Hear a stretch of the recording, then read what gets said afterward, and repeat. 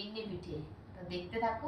4টে কাঁঠালি কলা আর এই নারকেলটা একদম নরম, যেটাকে বলে দোমেলে নারকেল। তো নারকেলটাকে কেটে নিই, তারপর তোমাদের দেখা। নারকেলটা ভেঙে নিয়েছি, দেখো মালা সমেত। তো এবার আস্তে আস্তে করে ছুরি দিয়ে একদম নরম, দেখো এইভাবে শ্বাসগুলোকে সব তুলে নিতে হবে। আগে ভিজিয়ে দিয়েছি, তাও 1 ঘন্টা হয়ে গেছে। দিয়ে দিলাম। কী কী দিচ্ছি ভালো করে দেখে নাও। দেখো নারকেলগুলো একদম নরম।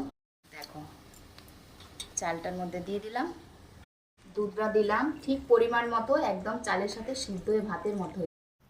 চিনির বদলে খেজুরি গুড় ছিল আমাদের, আমার গবেষণার জন্য রেখে দিই। তো দেখো খেজুরি গুড়টা সামান্য পরিমাণ দিয়ে দিলাম, ফুটিয়ে রেখে দিই আমরা। কালারটা দেখো কত সুন্দর আছে না। দিয়ে এবার ঢাকা লাগিয়ে দেব। এবার আমি ঢাকা দিয়ে দিই করে, লক্ষ্য করে দেখো একদম পুরো জল শুকনো হয়ে গেছে, দেখছো একদম এইভাবে এই যে চিটচিট হয়ে যাবে। তো এটা ঠান্ডা হলে তারপর কলা পাতাগুলো আমি রেডি করে নিই। এটা ঠান্ডা হতে হতে দেখো কাঁঠালি কলা 4টে নিয়ে নিয়েছি, কলাটা ছাড়িয়ে নিয়েছি। দেখো এবার কিভাবে পিসটা করবে। ঠিক এইভাবে মাছ বরাবর কলাটা কেটে নেবে। এই দেখো আবার একটা মধ্যিখান থেকে দেখো এইভাবে 4 পিস করে নেবে।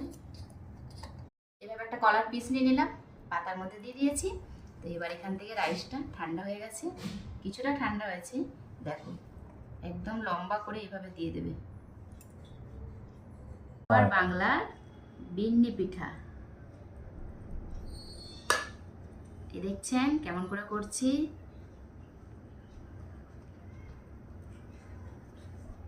এই হয়ে গেল। এবার এইভাবে মুড়ে নিলাম, এইভাবে একটা একটা করে কাঠিগুলো দিয়ে এই কাঠির সাহায্যে দুদিকে দিয়ে দিলাম।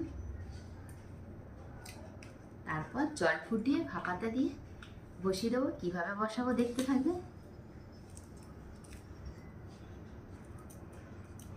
ওয়াও, রেডি হয়ে গেল।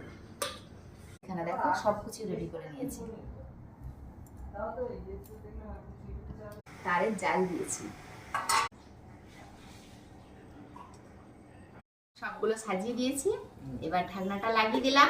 হয়ে গেলে দেখো পাতার কালারটা পুরো চেঞ্জ হয়ে গেছে। এবার একটা একটা করে নামিয়ে তোমাদেরকে দেখাচ্ছি। দেখে নিলে বিন্নি পিঠে কিভাবে বানাতে হয়, ঠিক এইভাবে যেমন যেমন করে দেখালাম ওইভাবে বানাবে। দেবতার ভোগ বলতে নেই, খুব টেস্টি একটা জিনিস। অবশ্যই বাড়িতে বানিয়ে দেবতার ভোগে দেবে, নিজেরাও খেতে পারবে।